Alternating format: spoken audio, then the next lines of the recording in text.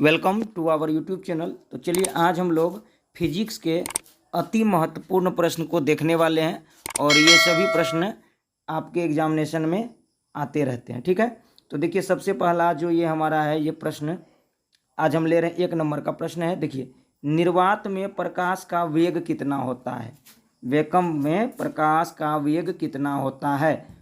तो प्रकाश का वेग जो है निर्वात में कितना होता है आप सभी को पता होगा, 3 गुना 10 का पावर 8 मीटर प्रति सेकेंड, अर्थात option A is right answer. 3 गुना 10 का पावर 8 मीटर प्रति सेकेंड। अगर ऐसे कहें दूसरे शब्दों में तो 3 लाख किलोमीटर पर सेकेंड। तो चलो आगे बढ़ा जाए। चलिए अगला प्रश्न को देखा जाता है। अगला प्रश्न देखते हैं।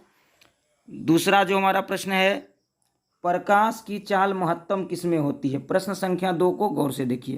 प्रकाश की चाल महत्तम किसमें होती है? मैक्सिमम। तो अभी हमने देखा था प्रकाश की जो महत्तम चाल होती है वह निर्वात में होती है और इसका आंसर हो गया D number, option D is right answer. ठीक है, चले प्रश्न संख्या 3 में। प्रश्न संख्या 3 को देखेंगे, समझेंगे। आवर्धन की इकाई क्या होती है? आवर्धन की इकाई क्या होती है? तो ये आवर्धन की जो इकाई होती है इसकी कोई इकाई नहीं होती है, इसकी कोई भी इकाई नहीं होती है। इसका मतलब है 3 का आंसर होगा डी। चलते हम लोग 4 नंबर के प्रश्न में। गोलीय दर्पण के ध्रुव से वक्रता केंद्र की दूरी को क्या कहते हैं? गोलीय दर्पण के ध्रुव से वक्रता केंद्र की दूरी को क्या कहते हैं? तो इसको हम कहते हैं सर वक्रता त्रिज्या। क्या कहते हैं बच्चा? वक्रता त्रिज्या। और आप लोगों ने पढ़ा होगा F बराबर R/2 और R बराबर 2F। हम लोग जानते हैं, गोलीय दर्पण में पढ़े हैं। R बराबर 2F। ये सब सवाल करेंगे, इस पे बहुत सारे बच्चे बनाए भी होंगे। अगर नहीं बनाए तो देखिए बहुत सारे वीडियो में हमने प्रश्न करवाया है। और चैनल पे जो नए हैं जरूर चैनल को सब्सक्राइब कर लें और बेल आइकन को प्रेस कर दीजिए। चलते हैं हम लोग 4 नंबर के प्रश्न पे। प्रश्न संख्या 4 हो गया 5। प्रतिबिंब का आकार हमेशा वस्तु के बराबर है तो दर्पण कैसा होगा? तो देखिए जब वस्तु के बराबर का प्रतिबिंब बन रहा है तो सीधा सीधा दर्पण जो है समतल होगा। कैसा दर्पण होगा? समतल दर्पण होगा। पूरे वस्तु के आकार का बनता है।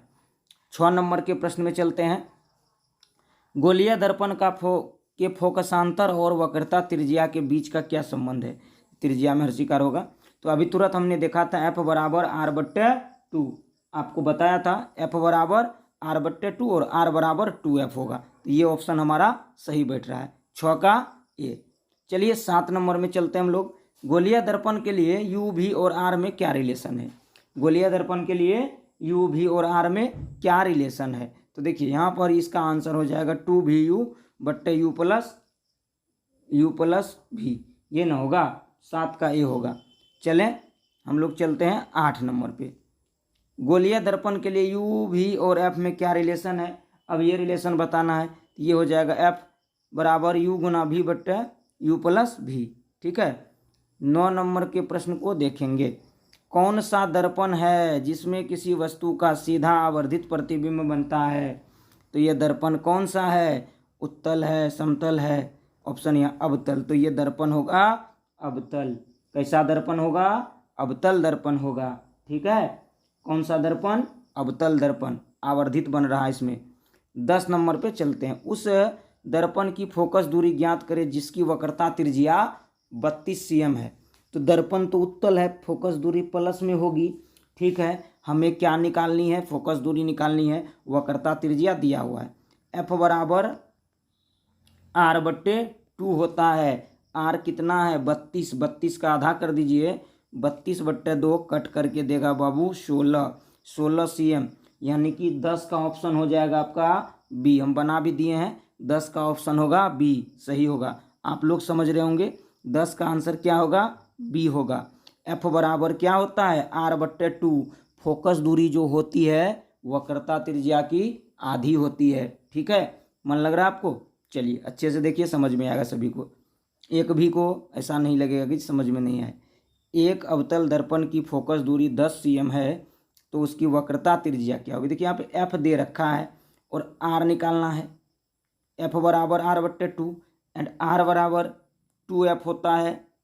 2 गुना F तो 2 गुना एफ कर दीजिए 10, 10 दूना क्या देगा 20, आपको 20 दिख रहा है, 12 का ऑप्शन होगा बी 20। ठीक है, 13 नंबर में आ जाइए। 2 समांतर समतल दर्पणों के बीच रखी वस्तु के मूलतः कितने प्रतिबिंब बन सकते हैं? अनंत। कितने? अनंत। 14 नंबर, बहुत ही शानदार क्वेश्चन और आसान। प्रकाश के परावर्तन के कितने नियम हैं?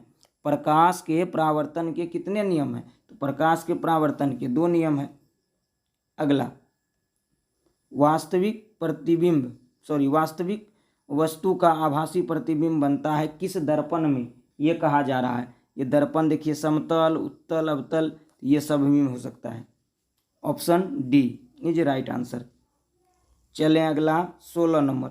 एक बिंब अवतल दर्पण के सामने उसके वक्रता केंद्र पर रखा गया है, उसके द्वारा बने गए प्रतिबिंब और दर्पण के ध्रुव के बीच की दूरी क्या होगी? ये दूरी पूछा जा रहा है 16 का, ये दूरी होगा 2f के बराबर।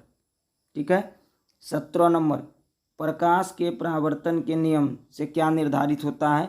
आपतन कोण बराबर परावर्तन कोण, तो होता ही है इसमें। और एक नियम है, वो नियम यहाँ पर लिखा हुआ नहीं है, इसलिए जो लिखा हुआ है ऑप्शन के हिसाब से चलेंगे। Option A is right answer. ठीक है। अब चलेंगे हम लोग 18 नंबर में।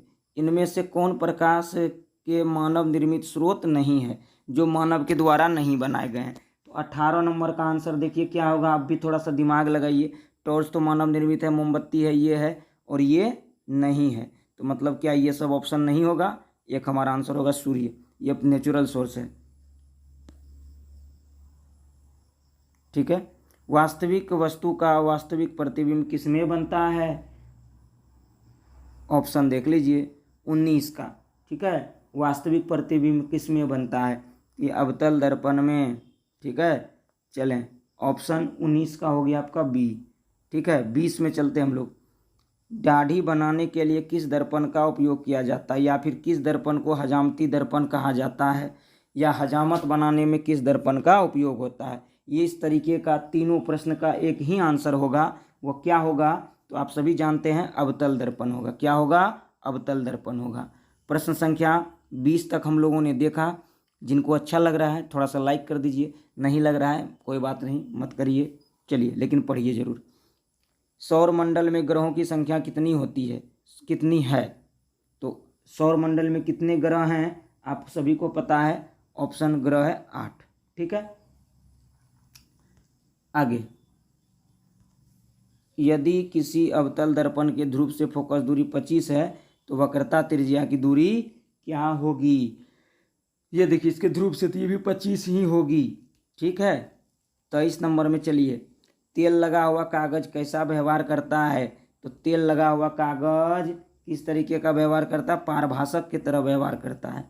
पूरा तो आर पार नहीं दिखता, लेकिन धुंधला दिखेगा तेल लगा हुआ कागज ना। ठीक है, आगे 24 नंबर। मुख्य अक्ष दर्पण के ध्रुव पर क्या है? ठीक है, तो ये अभिलंब है। क्या है? अभिलंब है। उसके बाद देखिए अवतल दर्पण में बना प्रतिबिंब होता है। अवतल दर्पण में बना प्रतिबिंब होता है वस्तु से छोटा, वस्तु के बराबर, ये बड़ा भी हो सकता है। तो ये सभी कथन सही है, ये हो सकता है डी। ठीक है, 27 नंबर चलिए। 15 cm फोकस दूरी वाले अवतल दर्पण का उपयोग करके बिंब का सीधा प्रतिबिंब बना से बिंब की फोकस दूरी का रेंज क्या होना चाहिए? ये होना चाहिए 15 सेंटीमीटर से कम। कोई भी अवतल दर्पण के सामने 10 सेंटीमीटर दूरी पर रखी किसी बिंब का 3 गुना आवर्धित प्रतिबिंब कितनी दूरी पर बनेगा? या सॉरी, प्रतिबिंब दर्पण से कितनी दूरी पर है, ये पूछा जा रहा है। ये होगा 30। चलें अगला। निम्न में कौन सा कथन सत्य है? अवतल दर्पण और उत्तल दर्पण की फोकस दूरी उसकी वक्रता त्रिज्या की आधी होती है। ये बात तो सही है।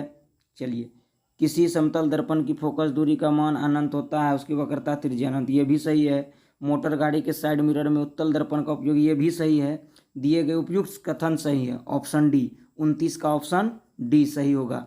चले 30 नंबर में। ठीक है, मोटर गाड़ी के चालक के सामने कौन सा दर्पण लगा रहता है? 30 नंबर, ये उत्तल दर्पण लगा रहता है। 31 नंबर चलिए। प्रकाश पैदा करने वाली वस्तु को क्या कहते हैं? 31 नंबर देखिए, प्रकाश, तो इसको कहते हैं हम लोग प्रकाश स्रोत। 32 नंबर चलते हैं, किसी गोलीय दर्पण के ध्रुव से मुख्य फोकस की दूरी को क्या कहते हैं? 32 नंबर, इसको कहते हैं फोकस दूरी। 33 नंबर आ जाइए, एक उत्तल दर्पण की फोकस दूरी कितनी है?